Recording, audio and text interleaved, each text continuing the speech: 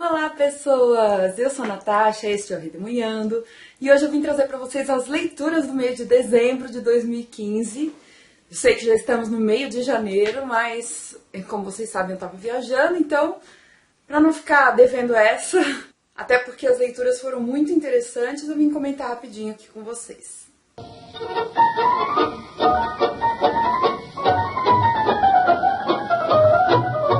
O primeiro livro lido em dezembro foi O Intempérie, do Jesus Carrasco, da editora Bertrand Brasil, que eu recebi de parceria do Grupo Editorial Record. Eu requisitei o livro, na verdade.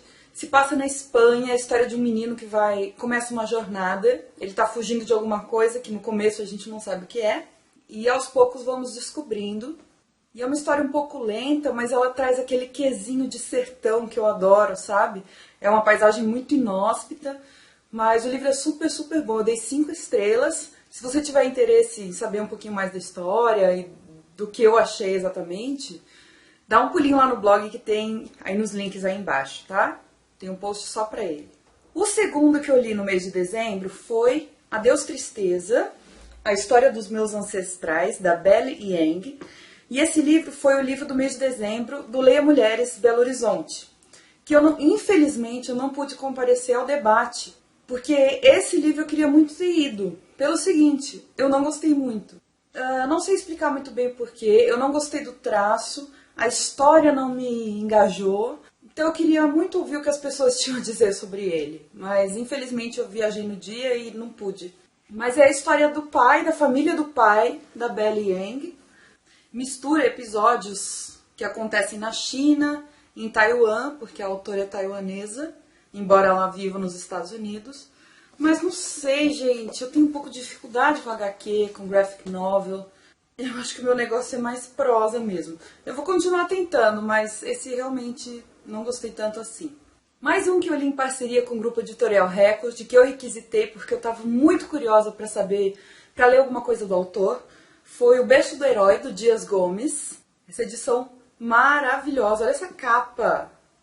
Aliás, a Record está lançando todas as peças do Dias Gomes em capas muito parecidas e eu já quero tudo. Simplesmente para ter na estante. Brincadeira, a história é muito legal também. A história fala de um militar, por isso a capa toda verdinha. Na verdade, um garoto que é convocado para lutar junto ao Brasil na Segunda Guerra Mundial lá na Europa, com a Força Expedicionária Brasileira. O nome dele é Cabo Jorge e ele morre durante a guerra e vira um herói na cidade dele. Por isso o nome, O Berço do Herói. A cidade começa a se movimentar muito por conta desse ícone que ele vira, né? Ele vira um herói de fato. Então começa a se produzir um monte de mercadorias com o nome dele. Todo o turismo ali na cidade gira em torno disso. Até que um dia o Cabo Jorge volta. Ou seja, ele não está morto.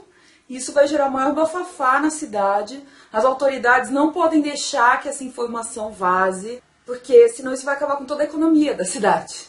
É muito legal, é muito divertido e ao mesmo tempo tem essa pegada crítica em relação às autoridades. Foi escrito no inicinho do regime militar, foi inclusive censurado durante 20 anos, não podia encenar. Recomendo a leitura e quero ler as outras do Dias Gomes, porque ele traz essa mistura bem legal de cômico e trágico e crítico ao mesmo tempo. Também tem resenha no blog, se quiser ver o link tá aí embaixo. E aí, como era dezembro, eu não queria iniciar nenhum projeto, porque eu ia iniciar todos em janeiro, eu acabei tirando alguns livros da TBR Jar, o meu potinho de livros por ler. E um que saiu, que eu fiquei muito feliz, foi Um Negócio Fracassado e Outros Contos de Humor, do Anton Chekhov. Então, um russo, contos do Chekhov. O Chekhov é um dos gênios do conto. Esse livro, essa ediçãozinha aqui é da LPM Pocket, traz 38 contos escritos entre 1882 e 1887, então ele ainda estava no início da sua carreira de escritor. E esses contos têm alguns pontos em comum, eles são bem curtinhos, fáceis de ler, mas eles trazem uma ironia muito forte e ao mesmo tempo muito fina, uma inversão de valores ali no sistema de poder russo, mostra as engrenagens do poder funcionando naquele momento na Rússia, em que ainda não tinha havido a Revolução Comunista. E entre essas engrenagens estão troca de favores, corrupção, interesses muito grandes, fofocas e coisas desse tipo. Eu queria elogiar nessa edição o prefácio da tradutora. A tradutora se chama Maria Aparecida Botelho Pereira Soares. No prefácio ela fala um pouquinho da vida do Chekhov, dos seus textos literários humorísticos, e ela ainda faz uma hierarquização dos cargos burocráticos na Rússia antes de 1917, que é uma coisa que a gente falta um pouco, né, pra gente entender direito do que eles estão falando. Às vezes no meio do conto ele fala, tal pessoa era, sei lá o que, um cargo, e você não sabe o que é. E no prefácio ela te dá essa ferramenta a mais, eu achei muito bom. E as notas de rodapé dela, inclusive sobre tradução, são excelentes, assim, são bastante explicativas e elucidam muita coisa interessante. Recomendo esse livro, viu? Gostei muito. Mais um que eu li em dezembro foi A História do Brasil Explicada aos Meus Filhos, da Isabel Lustosa. Está dividido de maneira bem cronológica, então a gente tem capítulo 1, o Brasil Colonial, capítulo 2, o Brasil Independente, capítulo 3, o Brasil Republicano, capítulo 4, a Nova República e capítulo 5, o Nosso Tempo, que vai até o presidente Lula. Essa edição é de 2007, da Nova Fronteira. Eu não gostei tanto assim quanto do África explicado aos meus filhos e do racismo explicado aos meus filhos. O História do Brasil eu achei muito superficial e com algumas generalizações um pouco complicadas.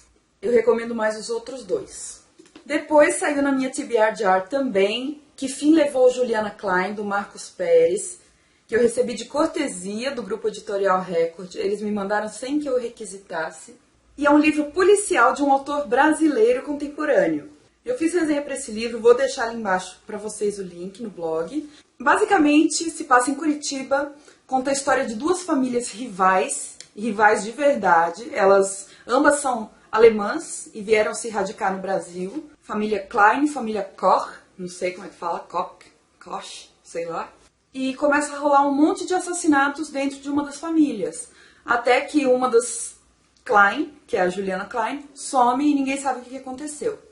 Então, um delegado, que vai ser o nosso detetive, vai investigar o caso e vai se envolver com as duas famílias e ele vai tentar desvendar o que está acontecendo. Eu achei muito interessante a maneira que ele organizou o livro, porque não é cronológico, é uma narrativa não linear e mesmo assim dá para acompanhar, então é muito bem feita. Porém, eu não gostei de alguns pontos, eu achei que tem algumas inconsistências, tipo, a motivação é fraca, coisas assim. Lá na resenha no blog eu explico um pouquinho melhor.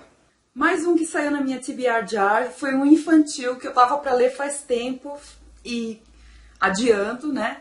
Por isso que a TBR Jar é legal, a gente acaba lembrando de alguns livros que estavam esquecidos.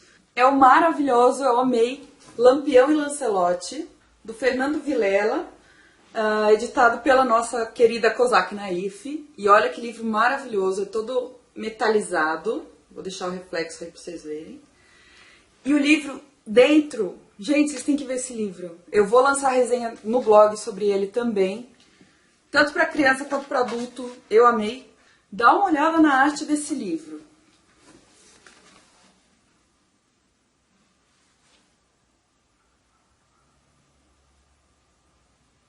As partes que falam do Lancelote, elas lembram bastante novela de cavalaria, o tipo de narrativa, que fica aqui do ladinho. E é toda prateada, e preta e branca. As partes do Lampião lembram muito a estética do cangaço. Então elas são todas acobreadas, pretas e brancas também. E a sonoridade da história, ela é toda ligada ao cordel. Então tem aquelas redondilhas, todas aquelas rimas maravilhosas de ouvir. Tanto que eu tive que ler em voz alta e meu marido ficou prestando atenção na história porque era muito boa. Dá uma olhada na arte do Lampião.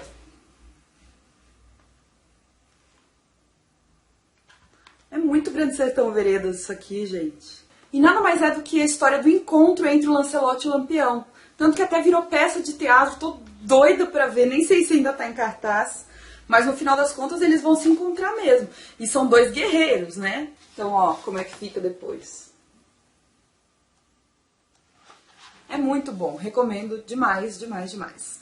Tirei mais um da TBR Jar em dezembro, que na verdade foi um livro que estava em completa leitura, eu terminei, eu peguei da metade até o final, que é O Herói de Mil Faces, do Joseph Campbell, aquele livro sobre a jornada do herói, ele explica tudo. E, gente, o tanto de coisa de psicanálise que ele traz, de mito, é muito interessante. Assim, é uma pesquisa gigante que o cara fez. Não é um livro fácil. Olha as minhas marcações, fiz um monte, ficou tudo colorido. Não é um livro fácil, mas é um livro muito bom. Para quem se interessa, então, por essa parte de psicanálise, mito, é bem recomendado. Mas não é fácil. E o último livro lido, em dezembro de 2015, foi o Jazz, da Toni Morrison.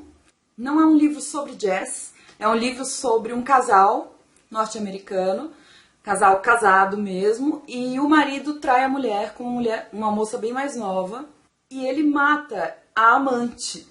Então, na verdade, é uma história muito intrigante, que a Toni Morrison parece que leu num jornal uma notícia sobre isso, e criou toda a história em volta disso. Então a gente vai ver a vida de todo mundo, como é que ele está lidando com a morte da amante que ele assassinou, como é que a mulher dele está lidando com a morte da amante. E aí a gente volta no tempo, vê como é que a amante era, como é que era a vida dela também. E na verdade chama-se Jazz porque a Toni Morrison, que é uma autora Nobel, negra, maravilhosa, escreve super bem. O jazz tem muito a ver com o tipo de escrita que ela escolheu fazer. Ela explica até um pouco isso na apresentação, que ela escolheu fazer uma escrita improvisada e mais livre. Então, na verdade, também não é uma escrita super linear e super certinha, facinha de acompanhar. Tem que acostumar, mas depois que vai, vai. É um livro muito bom. Quero ler mais coisa dela. Estou com o Paraíso aqui. Vamos ver quando eu consigo ler. Bom, gente, essas foram as 9 leituras que eu fiz em dezembro de 2015. Agora estou em dia com vocês em relação às leituras. No comecinho de fevereiro eu volto para contar quais foram as minhas leituras de janeiro. E obrigada por ter assistido até aqui. Deixa um joinha se você gostou e a gente se vê no próximo vídeo. Tchau!